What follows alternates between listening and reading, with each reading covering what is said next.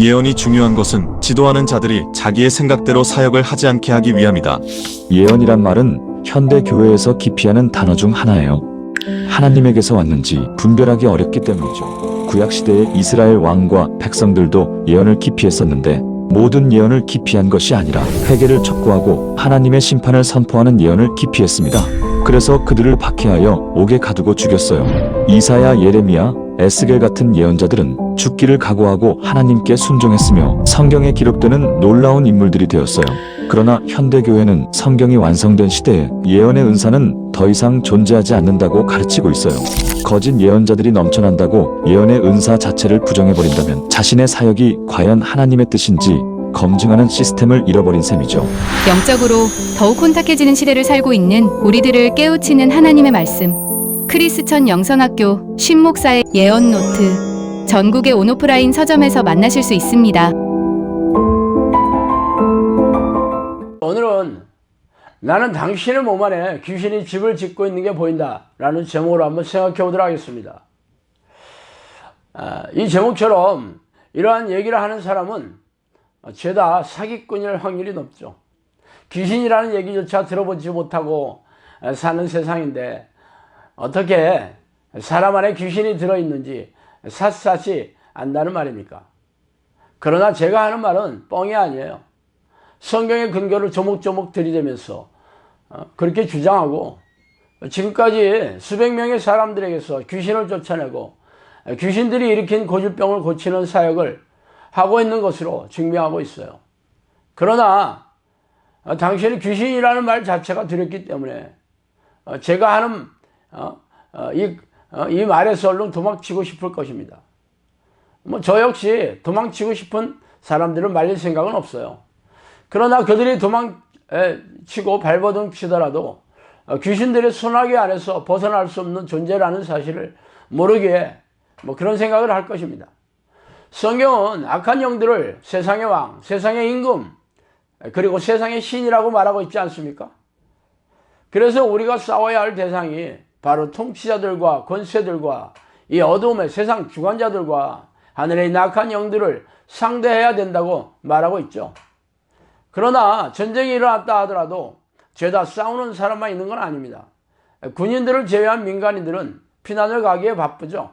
그러므로 민간인들은 자신들을 대신해서 싸워주는 군인들에게 자신의 삶과 재산과 운명을 맡기고 있는 셈입니다.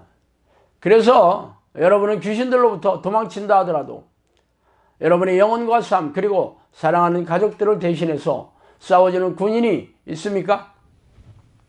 아니라면 당신은 도망치더라도 귀신의 손아귀에서 빠져나오지 못한 그런 불쌍한 존재일 뿐입니다.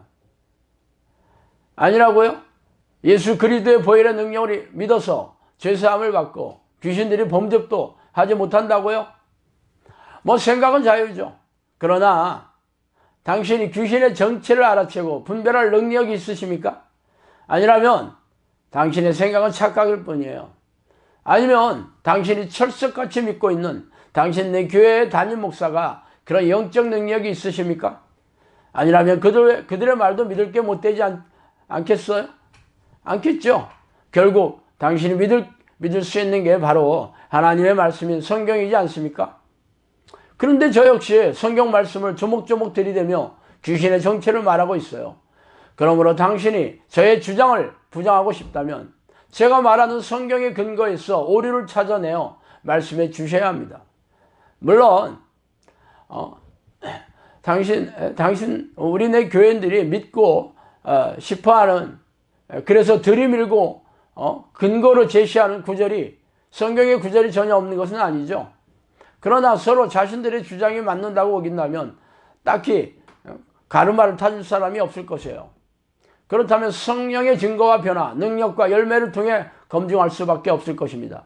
이쯤 되면 당신도 손을 들어야 할 것이에요. 왜냐하면 저는 그동안 수많은 사람들에게서 귀신을 쫓아내며 고질병을 고치면서 영혼을 구원하고 제자를 양육하는 사역을 하고 있는 중이에요.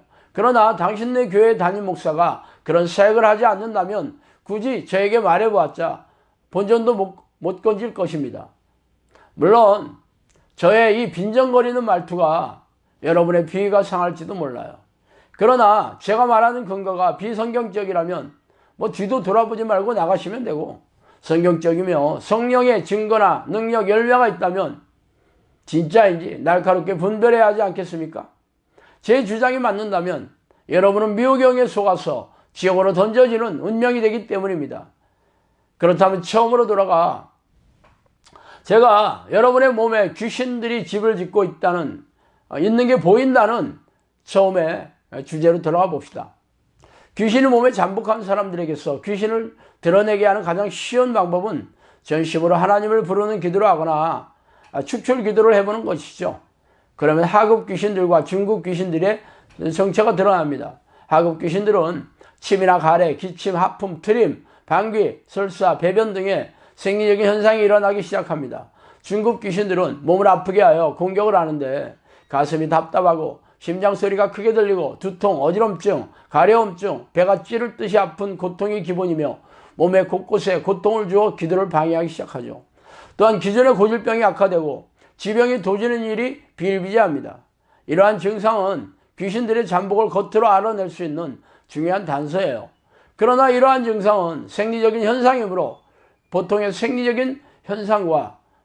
일반적인 생리적인 현상과 날카롭게 구분해서 분별해야 할 것입니다. 그러나 문제는 고급령인 미혹의 영이에요.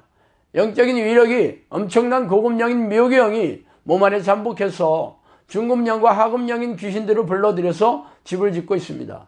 그러므로 미혹의 영을 말끔하게 쫓아내지 않는다면 이 전쟁에서 승리할 수가 없어요.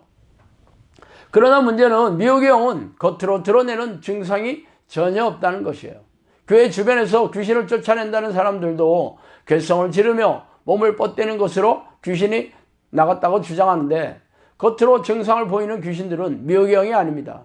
그러므로 이런 증상만으로 귀신들이 죄다 나갔다고 하는 것은 잘못된 주장이죠. 문제는 미혹의 영이 몸 안에 집을 짓고 있는지 알아채는 것입니다.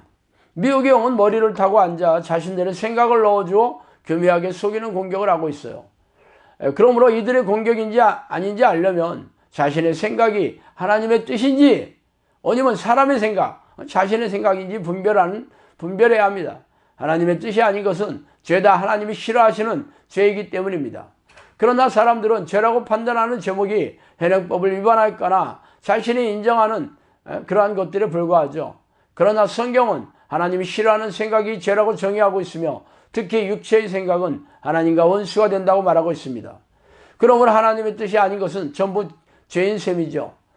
그렇다면 죄를 밥 먹듯이 짓고 있으면서 회개할 생각도 하지 않고 죄와 싸우려고도 하지 않는 사람들이 바로 죄인이며 미혹의 영이 잠복해 있는 사람들입니다. 하나님은 죄를 미워하시며 죄인을 가까이 하실 수 없는 분이시기 때문이죠. 그러므로 하나님이 떠난 영혼과 삶의 상태를 보면 죄를 부추기고 죄를 짓게 하는 미혹의 영이 있는 사람인지 분별할 수 있습니다. 그러나 이 역시 미혹의 영이 교묘하게 속일 수 있으므로 성경에서 말하는 성령이 들어오셔서 하나님의 나라가 이루어진 증거나 능력이나 열매가 있어야 할 것입니다. 그렇다면 구체적으로 죄인의 삶과 영혼의 상태를 한번 살펴봅시다.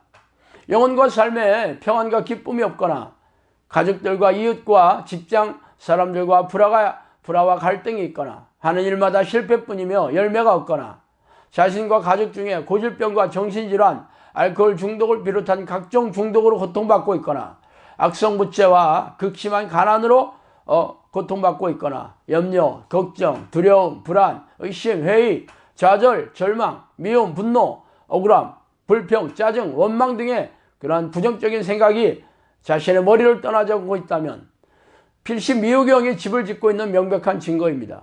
이러한 현상은 성경에서 명시한 죄이거나 아니면 죄의 결과로 드러내는 영혼과 삶의 모습이기 때문입니다.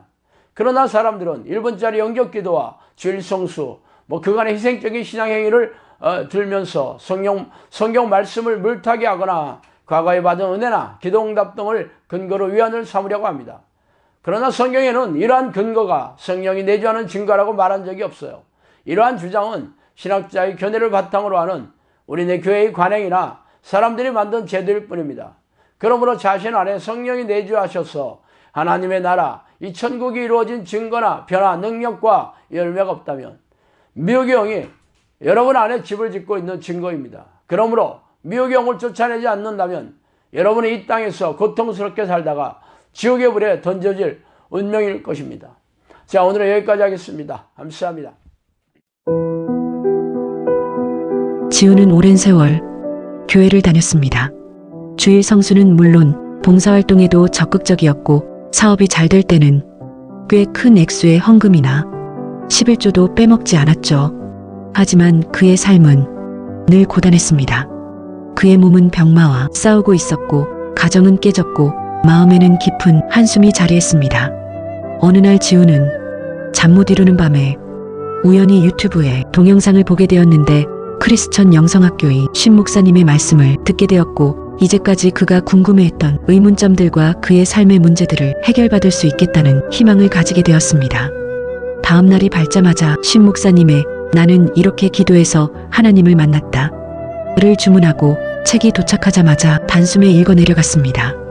그리고 그는 자신이 그동안 열심히 교회를 다니고 희생적인 신앙 행위를 했어도 현재 내 모습이 내가 내 삶의 주인이 되어 하나님이 원하시는 뜻은 안중에도 없이 살았던 것에 대한 결과임을 알게 되었습니다.